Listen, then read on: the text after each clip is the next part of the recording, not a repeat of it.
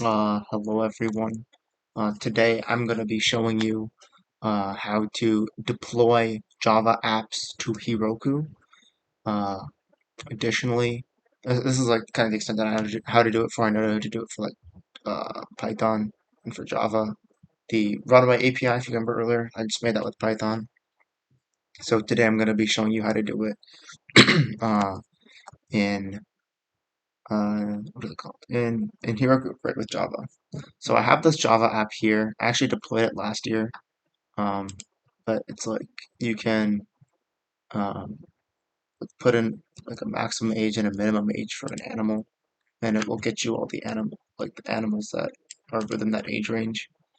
And the way I did that was I had this data, like the SQLite file that I like randomly generated, and I just generated ages in different animals and species using I think Mockaroo. Uh, and so I guess the first thing that I'll do is I'll actually deploy the app um, again, and then I'll show you guys how, or like what facets of the Java code you need in order to make it work. So first thing, I have a Heroku account.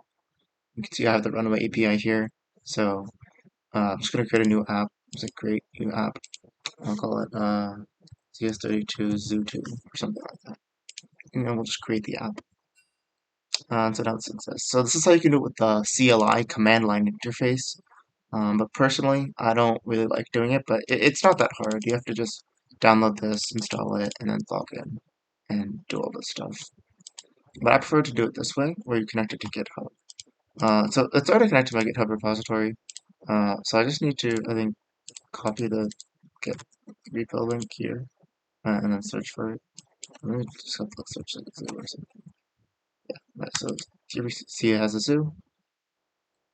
Uh, yep, and we can just go ahead and deploy the main branch. And wait for it to move itself. Um,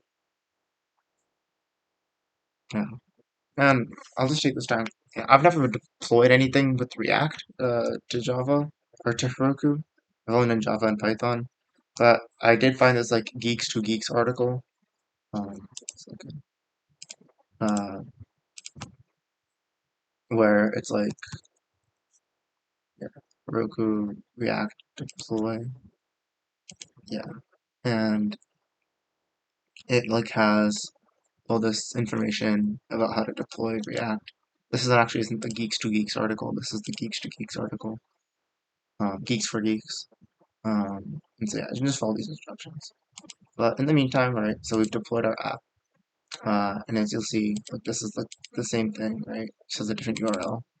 Uh, Go to this page, um, and it'll show that. It's actually, I guess, I coded it quite well, such that I didn't even have to change the URL. Or it's like I made it auto-update the URL based to be whatever this URL was. You see, it's not HTTPS secure. You can obviously add just that in front of your URL to add the security. Yeah, and the same thing. Cool. And so I guess I'll go back to the repository and show you the main things that you'll need. So the first thing is this profile, right? So let's kind of just keep all this stuff the same, I think. The target classes dependencies, everything up to here. I believe you can just keep the same. The zoo.app is important because if you go into your source main, right, so after source main Java, right, your packages start. So it's like the package that is in a zoo app. An app is where my public static void main string args is. So just to recapitulate, uh, this proc file, this thing right here, needs to point to where that public static void main string args are. And the next thing that you'll have to have is for proc file, or not your proc file, on your pom.xml, you should have the Heroku plugin, which is just right here. And yeah, you can copy it from this repository, right here. Put the link in the description for this video. Uh, and yeah, I think that's all you need. Yeah, you just need this plugin, put it under the plugin section under build of your pop.xml. And finally, in their main.java or app.java, wherever your like thing is, what is it? Not thing. Your public static void string main string args is. That's where we're gonna have to have this get Heroku assigned port. And if you guys recall earlier, right, we had like this port, right? I think we defaulted it to 4567, but instead of defaulting it to 4567, you just need to copy this method and put it, right? So this method says, get the port, and then if you know if there is no port, right, if we aren't on Heroku, then use the default port, which for me is 9000.